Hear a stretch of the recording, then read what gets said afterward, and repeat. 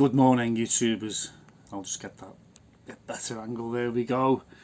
Right, well, I still haven't fired my gun yet, but I've been looking on the internet on YouTube and finding out all about telescopic sights for air guns. As you know, I had an air gun with a telescopic sight many years ago, and like I said, it was okay, but I took it off in the end because, well, a few reasons. Thinking back, I seem to remember that, you know, come night time, you can't see anything at the best of times. But I found that the iron sights, even though you can't see them either in the dark, you can see them somewhat better than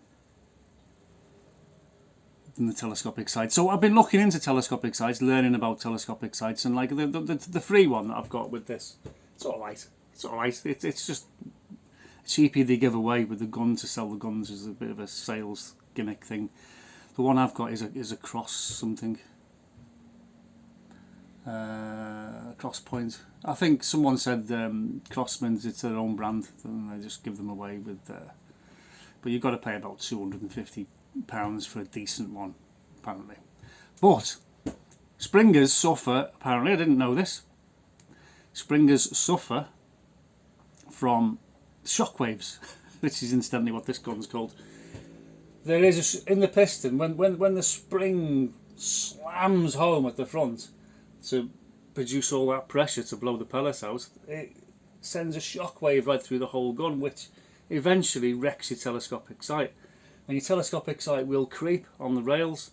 So on this particular gun, the back sight, the back ring here, has a spike in the bottom, which there's a hole on the top of the gun, so it sits in there to stop creeping and moving, but it still gets the shockwave through the sight, which will eventually, according to YouTubers on the who obviously know more about telescopic sights and springers than I do, it wrecks the sight. So you go out and buy a decent telescopic sight and maybe 200 or 300, I don't know how many shots you can fire later, then it wrecks your sight because of this shockwave that goes through your sight,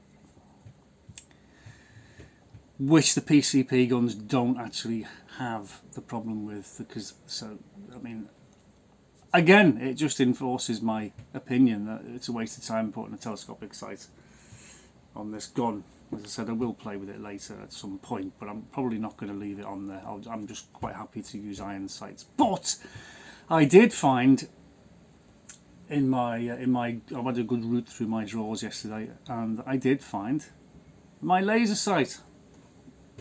And I've put it on the gun, and it'll probably suffer the same problem as the telescopic sight, you know, with the slamming and the shock waves. It'll probably destroy it, but it's got two adjusters on there.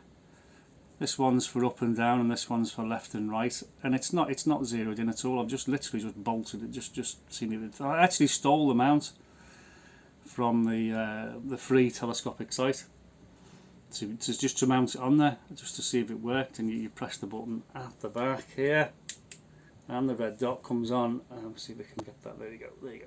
So I thought to myself, this is my wheeze of the day, I thought to myself, right, well, I can use the sights in daytime, and if I want to shoot at night, once this is zeroed in, I can just turn this on, aim, and I can take things out in the dark as well.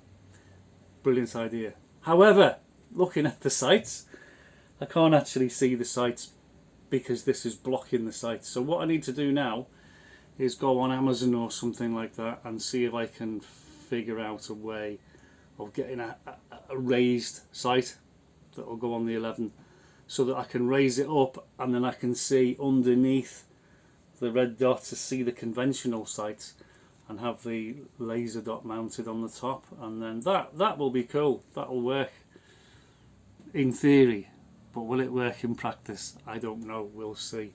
But I've never actually used this apart from on a paintball gun, so that will need zeroing. I'll turn the light on and look down the barrel and it's off to the left. You can see that a mile away, so it will need some zeroing in, but I'm going to do the iron sights first. So that's my plan. I'm going to go and look on Amazon and see what they've got for 11mm rails because there's these Pickney rails and Weaver rails, and they're all about 20mm, I think, normally, but they do different sizes, and no one ever sticks to one size to the so I'm going to look for a universal mount that raises it up and I can see underneath it through the iron sights. That's my little mission for today. Thanks for watching.